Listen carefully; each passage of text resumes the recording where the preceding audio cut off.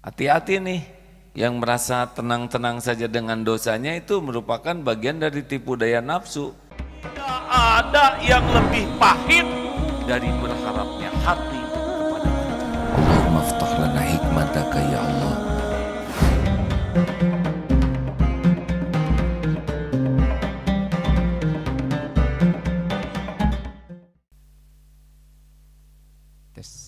Baik, nomor 117. Kajian Al-Hikam nomor 117. La yukhafu 'alaika an taltabisa at-turuqu 'alaika wa innama yukhafu 'alaika min ghalabatil hawa 'alaika. Tidak dikhawatirkan kepadamu kebingungan menempuh jalan, tetapi yang dikhawatirkan atasmu adalah menangnya hawa nafsu atas akal dan imanmu. Jadi Allah sendiri yang menciptakan nafsu pada diri kita. Bukan keinginan kita, kita punya nafsu. Tapi nafsu ini bukan untuk dituruti, kecuali nafsu yang dirahmati Allah. Hadirin, dalam hidup ini ada 4 kejadian. Dan kalau benar menyikapinya, nafsu kalah.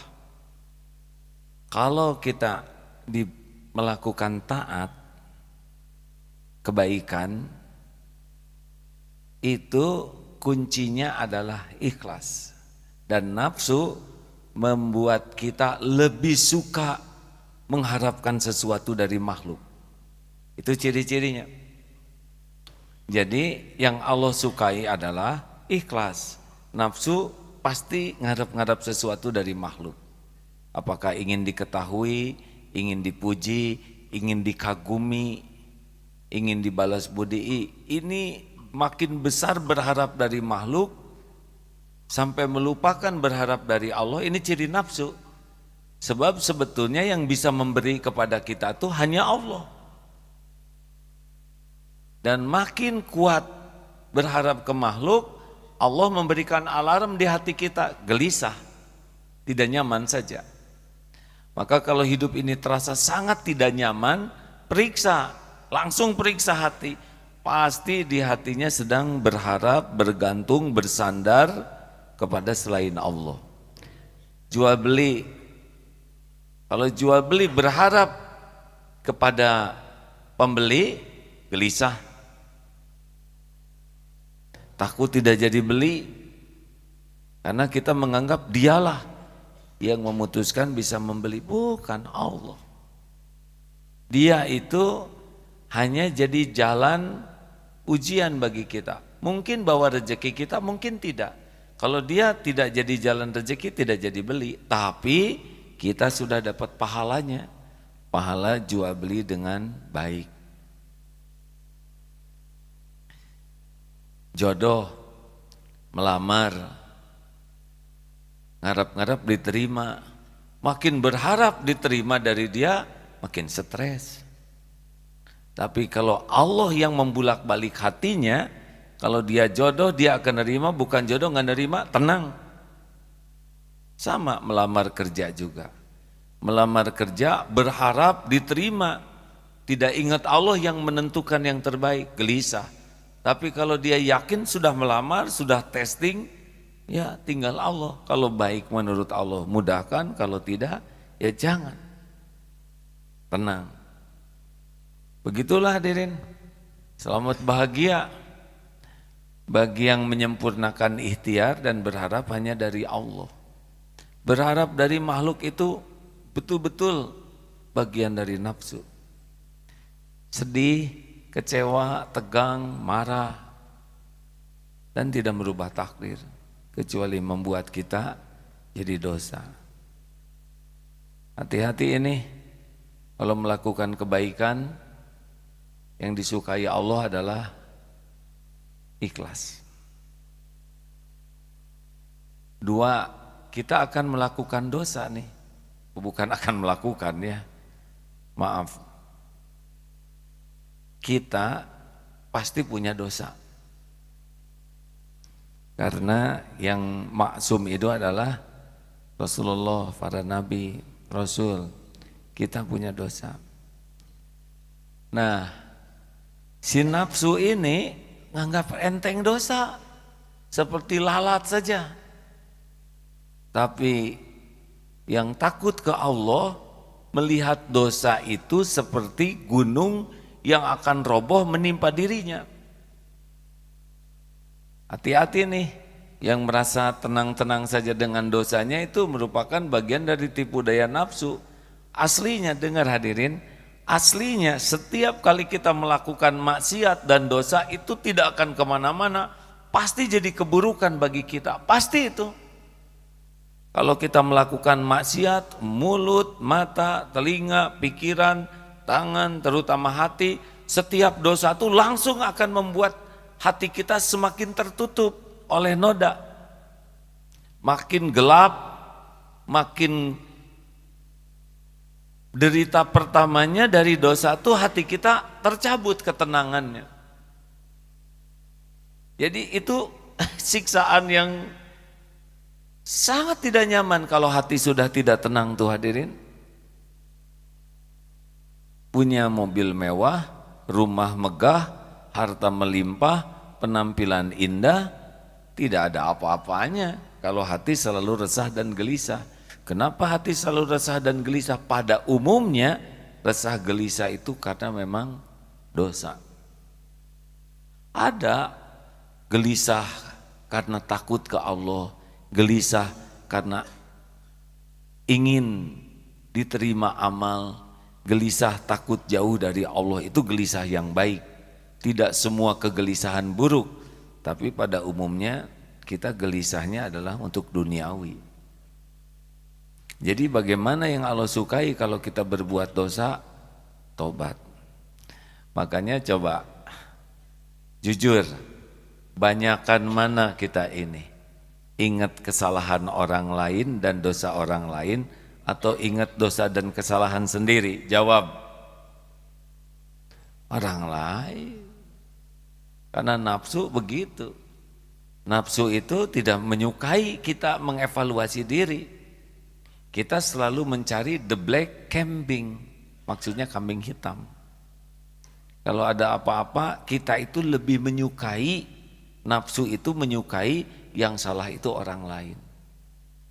Tapi Allah itu lebih menyukai kalau kita jujur mengakui kesalahan dan tobat. Makanya disebut innallaha yuhibbut tawwabin wa yuhibbul mutatahhirin. Ini penting hadirin. Nafsu tuh enggak suka kita disalahkan, tidak suka. Coba kalau kita ada yang ngoreksi, nafsu maunya gimana? Bela diri, benar? Pak, Bapak bacaannya salah tuh. Saudara belajar di mana? Gitu. Kan cara baca Quran tuh macam-macam. Padahal salah dia. Dia juga nggak tahu semacam acan. Tapi dia akan terus bela diri. Coba deh nggak usah ikut pikirin bacaan saya. Saudara juga bacaannya belum benar. Tuh. Karena apa? Nafsu tuh tidak suka kita disalahkan. Maunya benar terus. Tapi Allah sukanya kita jujur mengakui kesalahan kita. Makanya sebetulnya orang yang kita perlukan itu secara syariat adalah orang yang paling bisa menunjukkan kesalahan kita, bukan memuji kita.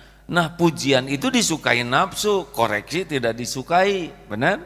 Karena koreksi mengantarkan tobat, kalau pujian mengantarkan buta hati. Kita tuh suka sekali dipuji, walaupun tidak cocok, kita tetap ngaku-ngaku pujian itu cocok. Makanya nanti kalau punya pendamping hidup yang banyak mengoreksi sehingga kita jadi benar, itu lebih baik daripada punya pendamping hidup yang sibuk memuji sehingga kita awet dalam keburukan. Logika yang paling sederhana, kalau ada upil di sini, siapa yang kita perlukan? Yang jujur mengatakan di wajah kita ada upil, atau yang memuji bahwa hidung kita putih cemerlang? Hah? Jawab, aduh itu hidung yang indah, bangir. Tipu. Walaupun pedas, korong tak geuleuh, itu lebih bagus hadirin. Memang kata-katanya tidak enak dan tidak mengandung pujian sama sekali, tapi esensinya. Nafsu tidak suka kita dikoreksi, makanya tidak bisa tobat. Orang-orang yang tidak suka kepada koreksi itu tidak bisa keluar air matanya hadirin. Maka sesungguhnya yang harus kita terima kasihi itu adalah orang yang memberitahu apa yang membahayakan hidup kita, yaitu dosa dan kesalahan kita. Kalau di depan ada ular mau matuk, terus ada yang ngasih tahu, tah ular tah, jangan sibuk ceramah aja, itu ular mau matuk tuh. Di samping ada pemukul, mana yang kita pukul? Jawab hadirin. Siapa? Ular dulu lalu pentung yang ngasih tahu, soleh ya. Pertama dipentung ular dulu, kemudian yang ngasih tahu kasih uang 2 gepok gitu. Teori mah gampang hadirin. Tapi orang yang tahu bersyukur ya begitulah. Jadi harusnya hadiah tuh kita berikan kepada orang-orang yang mengoreksi kita. Apalagi nih ya, kalau koreksinya membuat kita jadi dekat dengan Allah. Udah. Itu orang yang sangat penting dalam hidup kita. Kamu musyrik, kamu menyekutukan Allah dengan manusia, musyrikin.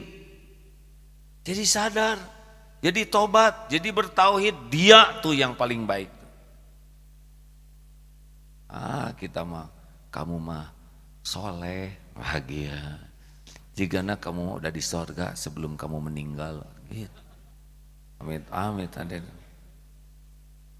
Itu mah tipu daya. Nafsu menyukai orang yang memuji, tidak suka orang yang mengoreksi. Tapi keimanan, akal sehat seharusnya menyukai orang yang mengoreksi daripada yang memuji. Benar?